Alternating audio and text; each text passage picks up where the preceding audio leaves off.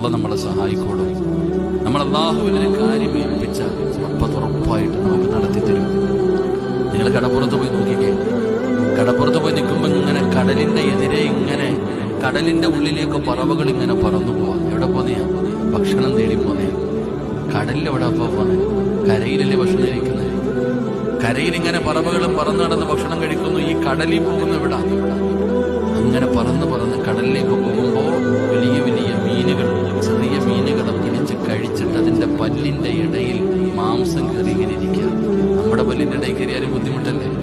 അപ്പൊ ഈ വലിയ വലിയ മത്സ്യങ്ങൾ ഇങ്ങനെ വെള്ളത്തിന്റെ മുകളിൽ വന്ന് വാതുറന്ന് ഇങ്ങനെ കിടക്കുമ്പോൾ ഈ പറന്നു പോകുന്ന പറവ ആ വലിയ മീനിന്റെ വായുടെ ഉള്ളിൽ പോയിരുന്നിട്ട് അതിന് തിന്നാനുള്ള രസം തിന്നുകയാണ്.